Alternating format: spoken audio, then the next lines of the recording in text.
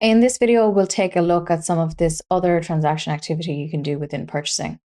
So if you've set up approvals like we went through in the last video, and there's something for you to approve in the system, you would come into this approve transaction section and you would see any of the invoices that have pushed through for approval.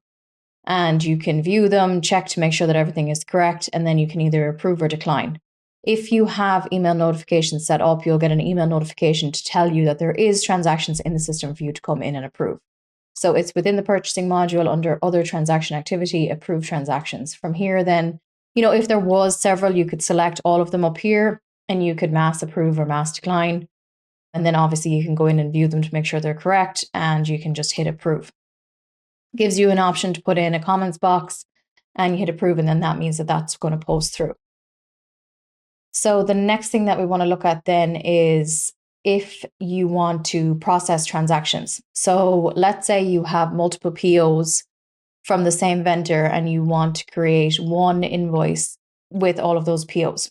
So there is a configuration setting that you would have to turn on for that. So in the purchasing setup configuration, in the enable functionality section, there is this button that you'd have to turn on for enable advanced processing. So let's see what that does then. So if I go back to my entity level, I'm going to hit process transactions.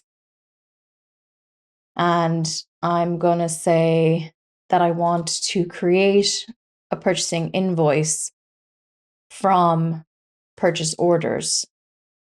And then if you know the vendor, the particular vendor, you would put that in as well. I want to process it by transaction, and I am going to merge them into one transaction.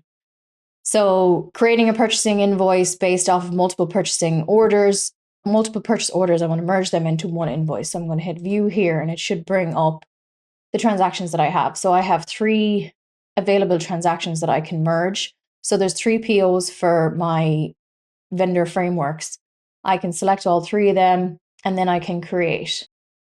So I do need to put in my vendor document number at this point because I'm creating an invoice. I'm just going to put in something there. And then the date is going to default as today. So create, then merging those 3 transactions into one invoice. That's a nice handy process if somebody needs that. So it's going to bring me in here to create that. And then, you can put in additional coding if you need to and hit post. And that's going to post through. So that is process transactions and how that works. And then also within your other transaction activity, you can do recurring transactions. So I'm not sure how many scenarios that you would have where that would come up, but you do have to select the document type that you want to be recurring. So let's say you have a vendor invoice and it happens every month. You can pick that document type, apply it, put in the information that you want to code to. Anything with the red asterisk is required. And then on the schedule tab, you say the start date for when you want this to begin. So let's say May 30th, you want to repeat it by months, and you want to do that every 1 month. And then when do you want to end it? So I'm going to end it after 10 occurrences. So there's 10 months of this recurring vendor invoice that I'm doing. And obviously you have the different options here for days, weeks, etc. So you can play around with that schedule if that is something that you have the need for. So recurring transactions, you first select the document type and then put in the information for the actual transaction and then set up the schedule.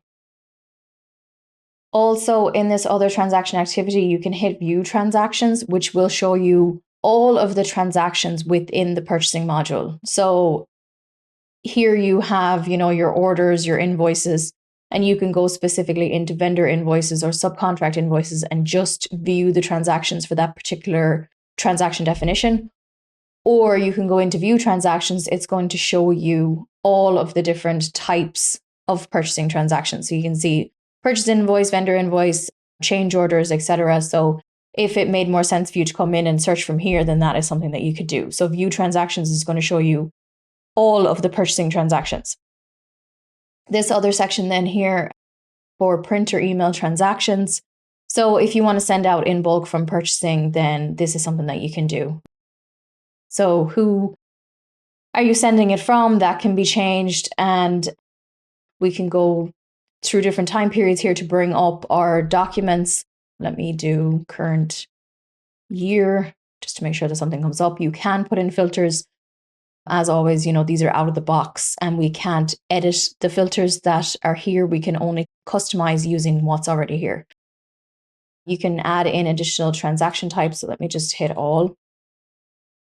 And then, you can choose the email template. You can override the email template that you're sending out as well. So let me view here, and it'll bring up all the transactions that I have, and I can just send them out of the system then. So if there was an email address on the vendor, it would populate in here. Otherwise, you can just type it in, separate them by a comma or a semicolon, and you can CC or BCC. If you wanted to just print them, you can select that here. And then if you want to email, obviously put in the email address and then hit email, and then print or email that out of the system. So that's just printing or emailing in bulk from the purchasing module. And that's all of the other transaction activity we're going to go through in this video. And in the next video, we'll just take a quick look at compliance.